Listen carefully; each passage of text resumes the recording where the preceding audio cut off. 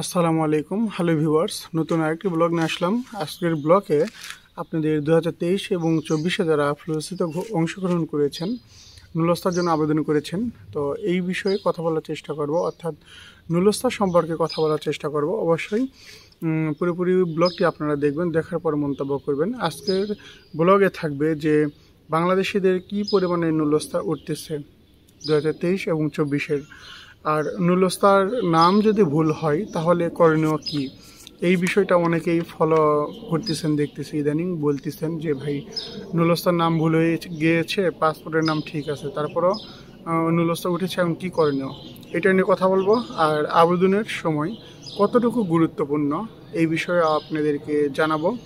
আর ইটালিতে চীনা কেউ যদি থেকে থাকে আপনার, সেই ক্ষেত্রে আপনি কি কি সুযোগ সুবিধা পেতে পারেন বা আপনার জন্য তারা কি করতে পারে এই সম্পর্কেও কথা বলবো। অবশ্যই পুরোপুরি ব্লগটি দেখবেন, আর ব্লগটি যদি ভালো লাগে শেয়ার দিবেন। অবশ্যই রিকোয়েস্ট থাকবে, মাহিম ইটালি ব্লগ 02, এটা আমার ফেসবুক পেজ, অবশ্যই পেজটি ফলো দিয়ে পাশেই থাকবেন। প্রথমে আপনাদের জন্য যে খবরটা, যে বাংলাদেশিদের নুলস্তা কী পরিমাণ উঠতেছে 2023 এবং 24-এ। 2023-এর সম্পর্কে যদি বলি, একটু ধারণা দিই যে 2023-এর সিজনাল নুলস্তার জন্য যারা আবেদন করেছেন অনেকটাই উঠে গিয়েছে, এটা নিয়ে নতুন কিছু বলার নেই। আর এটা যে মানে আরও সামনে যে বেশ পরিমাণে উঠবে এটাও বলা যাবে না, কারণ এখন বর্তমানে সিজনালে যারা আবেদন করেছিলেন 23 সালে তাদেরটা কমে উঠবে, হঠাৎ হয়তো একটা দুইটা করে এরকম উঠবে, আপনারা শুনতেও পারেন, এমনটাই বিষয়। আর স্পন্সর এবং ডোমেস্টিকের ক্ষেত্রে এখন মানে ইদানিং অনেক নুলস্তাই উঠতেছে, তবে পরিমাণ যদি বলতে যাই 50% এখনও ওঠে নাই। অতএব আপনারা ধৈর্য ধরবেন, নুলস্তা উঠতেছে, ইনশাল্লাহ আপনারা নুলস্তা পাবেন।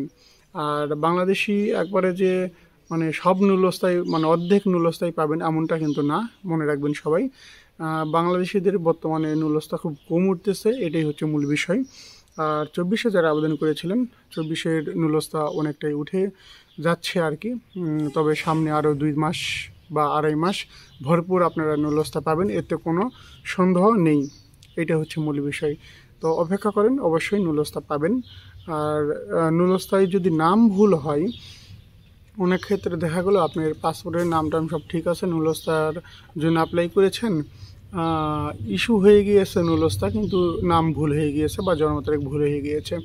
অনেক সময় এটা যখন পিফেতরা থেকে ইস্যু করে কাগজটা বা নুলস্তাটা, তখন হয়তো দেখা গেলো একটা নামের জায়গায় একটা দাড়িকুমা বা ওয়ার্ড বা যেটাই বলেন একটা মিসিং হয়ে যায় বা বেশি পড়ে যায়। তো তখন ওই ক্ষেত্রে যেই ভুলই হোক, মালিকের সাথে কথা বলার পর আপনি যদি এটা ঠিক করতে চান তাহলে ঠিক করতে পারবে, মালিক নিজে প্রেফেক্টরায় গিয়ে এটা ঠিক করে নিতে পারবে, এটার জন্য কোনো টেনশন করার কোনো প্রয়োজন হবে না আপনাদের, এটা ঠিক করা যায়। তো যার মাধ্যমে আবেদন করেছেন তার সঙ্গেই আপনাকে কথা বলতে হবে, সেই পারবে এটার একটা সলিউশন করে দেওয়ার, তবে টেনশনের কোনো কারণ মানে নেই। আর বলবো কথা যে আবেদনের সময় কতটুকু গুরুত্বপূর্ণ, অবশ্যই সময়ের মূল্য আছে, আর আবেদনের সময় তো গুরুত্বপূর্ণ হবেই। আগে আবেদন করলে আগে আপনারটা চেক হবে, এটাই হচ্ছে মূল বিষয়। কিন্তু ইদানিং আমরা দেখতেছি যে অনেক নুলস্তায় বেশি টাইমের মধ্যে যারা আবেদন করেছে, যেমন 9টা বেজে 30 মিনিট, 40 মিনিট বা 20 মিনিট, 25 মিনিট এরকম টাইমে যারা আবেদন করেছে তাদের নুলস্তাটা উঠতেছে, অনেকেই পাচ্ছে আর কি। তবে এটার ইফেক্ট হচ্ছে ওই যেসব মালিকদের কাগজপত্রের সমস্যা বা যারা এমনিতেই টাকার লোভে যারা আবেদন করে বসে আছে, মানে বাঙালিদের কথা বলতেছে আর কি।